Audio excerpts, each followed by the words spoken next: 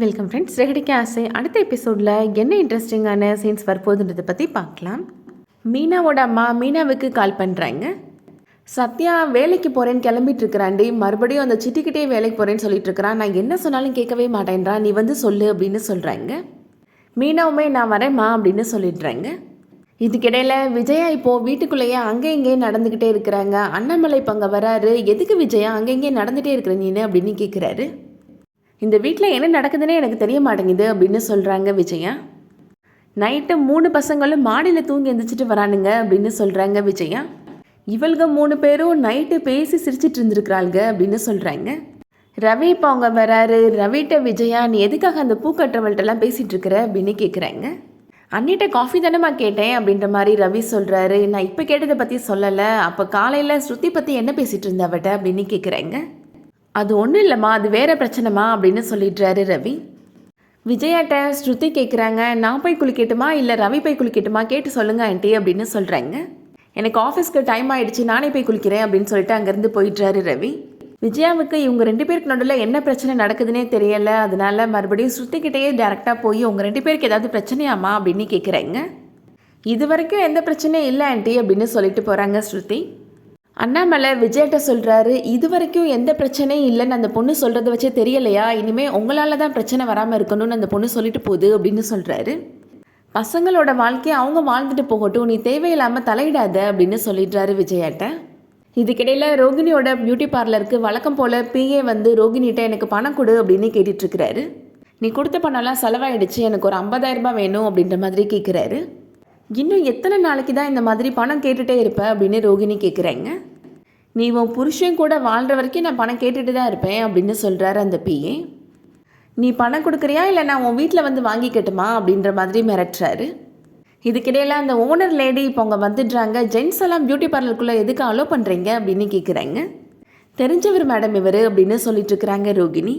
இன்னும் 2 டேஸில் நீங்கள் கேட்ட பணத்தை கொடுத்துட்றேன் அப்படின்னு சொல்லி ரோகிணி அனுப்பி வச்சிட்றாங்க அந்த பிஏவை. அந்த ஓனர் லேடி இப்போது ரோகிணியை திட்டிருக்கிறாங்க. இது ஒன்றும் உன்னோட சொந்த பார்லர் கிடையாது, நீங்கள் ஸ்டாஃபாக தான் வேலை பார்க்குற, ஞாபகத்தில் வச்சுக்கோ அப்படின்னு திட்டுறாங்க. ஒரு பக்கம் மீனா இப்போது சத்யாட்ட போய் நீ வேலைக்கெலாம் போக வேணாம் சத்யா, ஒழுங்காக படிக்கிற வேலையை மட்டும் பாரு அப்படின்னு சொல்லிட்டுருக்குறாங்க. சத்யா சொல்கிறாரு, பணம் இல்லாததுனால தானே என்னை உன்னோட மாமியார் திருடேன்னு சொல்லி அவமானப்படுத்தினாங்க அப்படின்னு கேட்குறாரு. நம்மள மாதிரிலாம் இல்லை, சீதாலாம் நல்லா படிச்சிருக்கிறா, அவளுக்கு நாளைக்கு மாப்பிள்ளை வீட்டுக்காரங்க பார்க்க வந்தாங்கன்னா வசதியான ஆட்கள் தான் வருவாங்க அப்படின்னு சொல்கிறாரு. சீதாவுக்கு நிறையா நகை போடணும், கல்யாண செலவுக்கெல்லாம் பணம் சேர்க்கணும் அப்படின்னு சொல்கிறாரு. இந்த மாதிரி சின்ன வீட்டிலலாம் என்னால் இருக்க முடியாது, நமக்குன்னு சொந்தமாக ஒரு வீடு கட்டணும், அம்மாவை நல்லா பார்த்துக்கணும் அப்படின்னு சத்யா சொல்கிறாரு. இந்த மாதிரி எனக்கு நிறையா கனவு இருக்குது, நாளைக்கே நான் சொந்தமாக பிஸ்னஸ் பண்ணணுன்னா எனக்கு பணம் வேணும் அப்படின்னு சொல்கிறாரு சத்யா. அதெல்லாம் மனசில் வச்சுட்டு தான் நான் இந்த வேலைக்கு போகிறேன் அப்படின்னு சொல்லிட்டு அங்கேருந்து கிளம்பி போயிட்டுறாரு. இதுக்கிடையில் சத்யாவும் சிட்டியும் நேராக முத்துவை பார்க்குறதுக்காக போகிறாங்க. ஏற்கனவே வாங்கினது பத்தலையா, மறுபடியும் வாங்கிட்டு போகலான்னு வந்தையா அப்படின்ற மாதிரி முத்து கோவமாக கேட்குறாரு. சிட்டி சொல்கிறாரு, சத்யா தான் உன்ட்ட ஏதோ பேசணும்னு சொன்னான் அப்படின்னு சொல்கிறாரு. சத்யா இப்போ அவர்கிட்ட இருக்கிற பணத்தை எடுத்து முத்து முன்னாடி வைக்கிறாரு. அதோட இன்னைக்கான எபிசோட் முடியுது. நாளைக்கு எபிசோடில் சத்யா விஜயாட்ட இருந்து திருடிட்டு போன பணத்தை முத்துட்டு கொடுக்க போகிறாரு. இந்த பணத்துக்காக தானே என்னோட கையை நீங்கள் உடைச்சிங்க அப்படின்னு சொல்ல போகிறாரு. இனிமேல் என் லைஃப்பில் என்ன பண்ணணும்னு எனக்கு தெரியும், அட்வைஸ் பண்ணுறேன்ற பேரில் வந்து நின்றாதீங்க அப்படின்னு சொல்லிட்டு போகிறாரு. முத்து அண்ணாமலைட்ட அம்மாட்ட இருந்து பணத்தை திருடினவனை போலீஸ்காரங்க பிடிச்சிட்டாங்களாம் அப்படின்னு சொல்கிறாரு. அவன் என் காசு திருப்பி கொடுத்துட்டானா, போலீஸ்காரங்க வந்து என்னை பார்த்து கொடுத்துட்டு போனாங்க அப்படின்னு சொல்கிறாரு முத்து. அந்த திருட்டு பையன் யாருன்னு என் கண்ணு முன்னாடி கூப்பிட்டு வந்து நிப்பாட்ட, அவனை செருப்பால் அடித்தாதான் என் கோபம் போகும் அப்படின்னு விஜயா கோபமாக சொல்லிட்டு இருக்கிறாங்க.